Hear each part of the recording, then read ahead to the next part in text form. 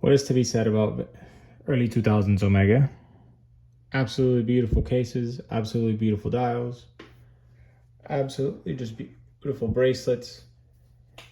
It is a total package of a watch. I'm not selling the watch or getting rid of this watch because of what it is, but how it wears with me. It's nothing personal against this watch. This watch is absolutely stunning. This is the Omega 2255.80 or .50. Here we have it in the 41mm case, Speedmaster-style bracelet, electric blue dial, sword hands, nice hippocampus engraving on the back, dive extension,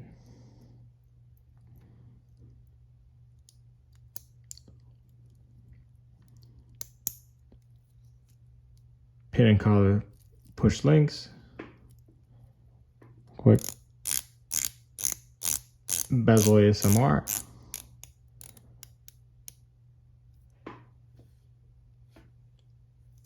nothing much. I just wanted to showcase just the entire package, so if anybody is interested in the watch, you also could see what could potentially come with the watch if you're interested in buying something like this. The hang tag isn't for this watch. Here we have parts that came in from the Omega service, wrapper that came with it. This over here is all the service paperwork and import labels and everything, since this watch came in from Japan. As far as specs are concerned, this watch is amazing, elegant,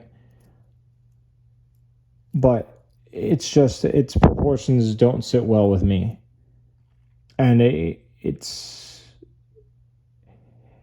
knew it at first because when I bought this watch, I was actually looking for a 36 mil, but I saw this and I said, oh well, I already have the Bracelet Seamaster, and I thought because since I already had that watch, I could buy this watch and I could interchange the bracelets and I could have a little bit more fun with them. And for a time it was fun, but I came to realize that the watch just didn't fit me very well. It all kind of started spiraling down from there as soon as I got my Black Bay 54 in 2023. Previously in 2019, I got my date just, and I knew that smaller cases wore better on me, but I was just so bent on trying new things and like branching out and just seeing what the hobby had and seeing what kind of things the other manufacturers had. But in the end, right, you kind of just come to a realization with things, and you kind of just closure, I guess, with certain watches and certain things. I'll slide it on my wrist so you can see what I'm saying. Right, initially I don't think it looks big, but when you put this watch next to the watch that is replacing it, you'll see what I'm saying. So this is the mid-size version, the 2252, I believe, .50. Same style bezel, same style case, just smaller. This looks actually a little bit thicker and a little tubbier on the underside in comparison to the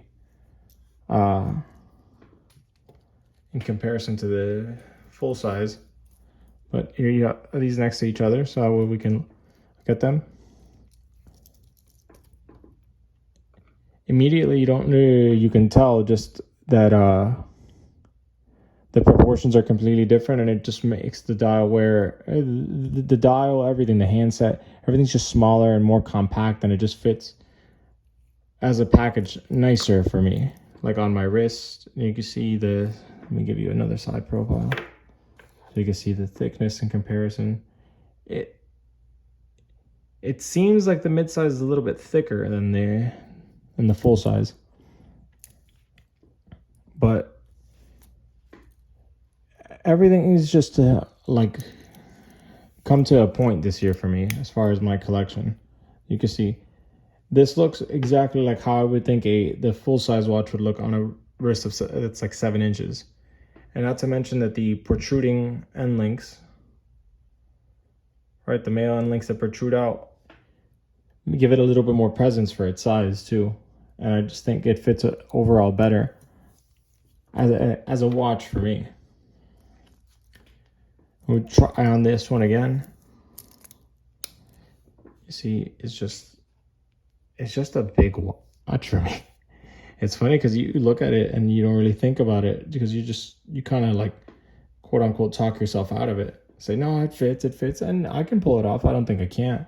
But proportion wise, I just think the 36s fit better. And it's coming to terms with that as a collector, especially. It's just understanding yourself better and being able to admit to yourself, listen, like, just because you like a watch doesn't mean you have to buy it. I've did that a lot. I bought Grand Seikos. I bought Seamasters. I recently got rid of my No Time to Die Seamaster and my Green Seamaster to start funding purchases for these mid-size Seamasters. And they're just great watches. I'm a full advocate for these mid-sizes. Not to take anything away from the full-size watches. The full-size watches are amazing. It's just they just don't sit well with me. This watch has always been great. This watch will always be great.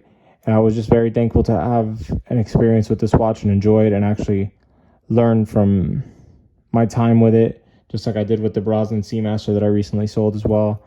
And this is where it's at, guys. Neo Vintage Omega. You want a great watch, a good deal, and the pedigree, the history, just everything. As a package, this watch is amazing. Movement's super thin, and it keeps all these proportions just very elegant. And these watches have taught me that you don't need to fall for all the little bells and whistles, for all the new technology and new see-through casebacks and ceramic. And these watches are just awesome. Great build quality, great tools, great luxury items, great accessories, however you want to view them. They're great as they are. As a package, I don't think there's any better watches you can get for the money, especially when you look at everything that goes into a watch: manufacturing, history, prestige, recognition. I really do think these watches are amazing. But it's time to say goodbye to the 41. And it was an amazing watch, and I always love this reference, and I always have very fond memories with it. And I hope that ex-owner just enjoys it as much. Thank you guys for tuning in. You guys take care.